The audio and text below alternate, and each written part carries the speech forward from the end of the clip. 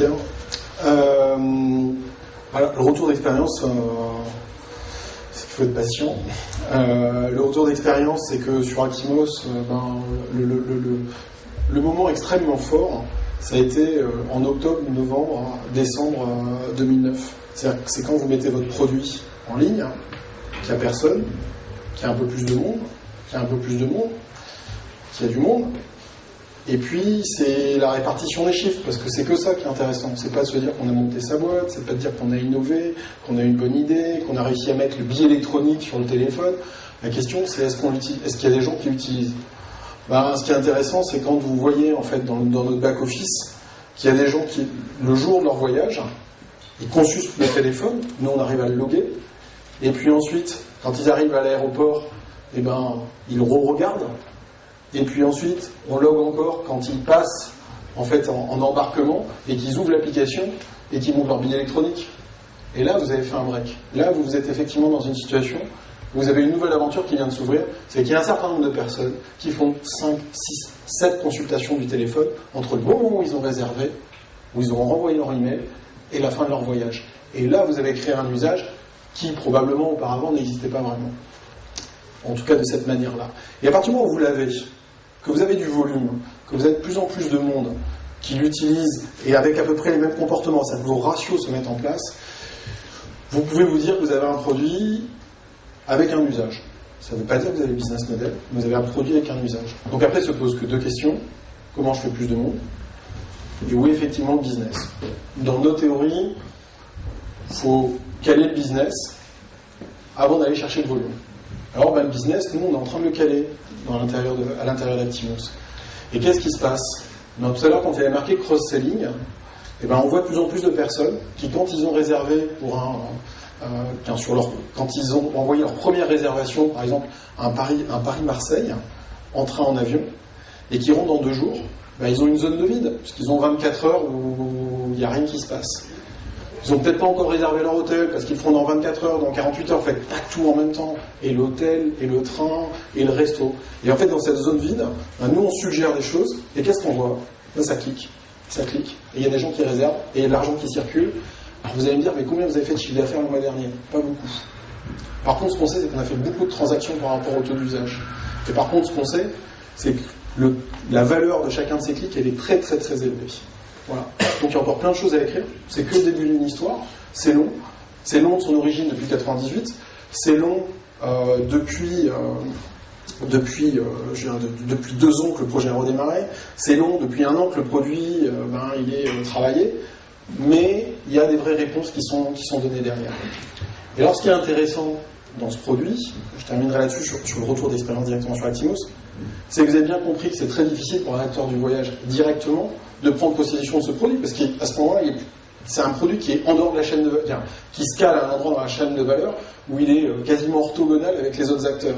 C'est-à-dire qu'on voit bien un ensemble d'acteurs qui nous disent « Ah nous, on va faire la même chose, et on va aller le mettre. » Très bien, si tu t'appelles, si tu as une compagnie aérienne et que tu fais ça, tu n'auras que les avions. Donc, tu n'auras qu'une partie du flux. Et donc, c'est obligatoirement ce qu'on appelle, dans notre raisonnement, c'est pour ça qu'on a un certain nombre à y croire depuis plusieurs années, c'est qu'on est dans une notion de tiers indépendant. C'est que c'est un nouvel acteur qui arrive et qui est indépendant et qui propose sa solution. Alors après, il y a un jeu d'alliance. Après, il y a des propositions, effectivement, sur la partie volume, sur la partie business. Mais effectivement, on est dans une situation où, j'allais dire, on peut s'intégrer dans cette chaîne de valeur et proposer de la valeur aux uns et aux autres, et finalement aux premiers qui arrivent vers nous.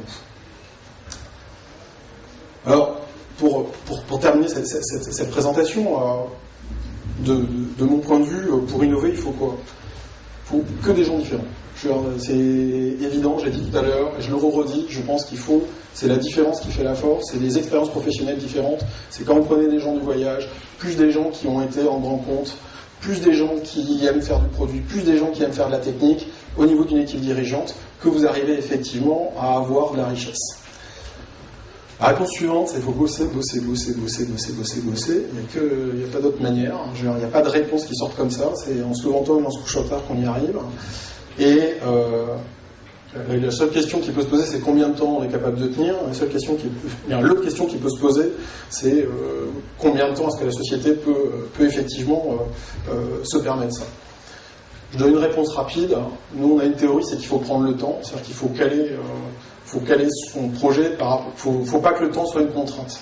Parce qu'autrement, ça marche pas. On n'a pas le temps de faire un bon produit. Et pour vous donner un exemple, le projet WePolo aujourd'hui, il est financé par qui? Il est financé par nous. C'est plusieurs centaines de milliers d'euros. Il est financé par nous 4.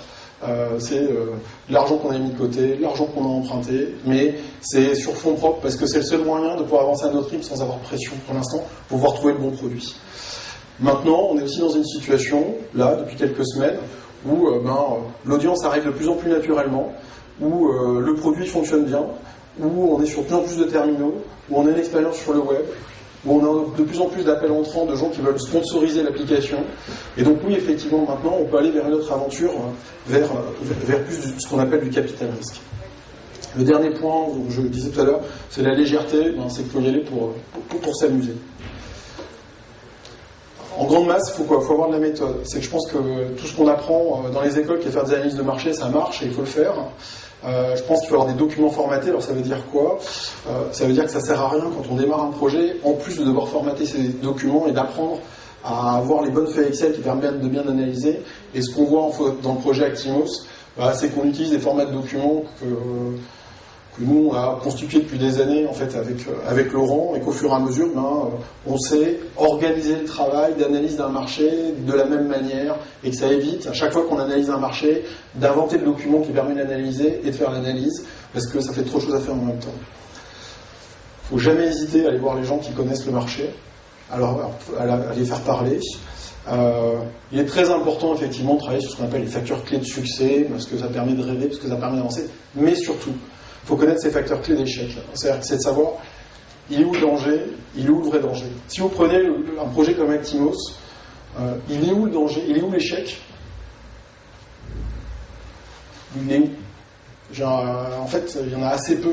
Alors il y en a, c'est en exploitation, c'est-à-dire que après ça c'est du travail. C'est si vous n'êtes pas capable de bien parser, de bien renvoyer les emails dans les heures qui suivent maximum, parce qu'après vous n'avez pas d'usage. Donc vous avez un risque qui est de casser l'usage.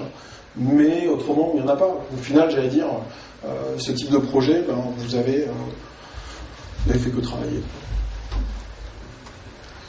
Le dernier point, pour bien innover, il faut avoir de la chance. Alors pour avoir de la chance, ça se travaille.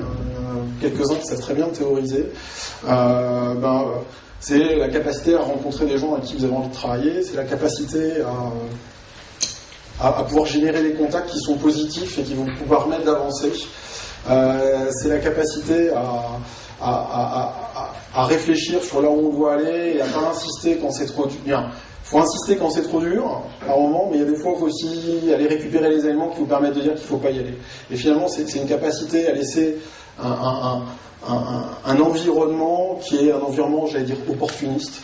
Et opportuniste, je le mets bien entre guillemets, mais c'est ce qui permet aussi d'avancer, de pouvoir innover et de réaliser des entreprises qui se doivent d'être des entreprises, c'est-à-dire avec du chiffre d'affaires, des équipes, un positionnement de marché et une rentabilité.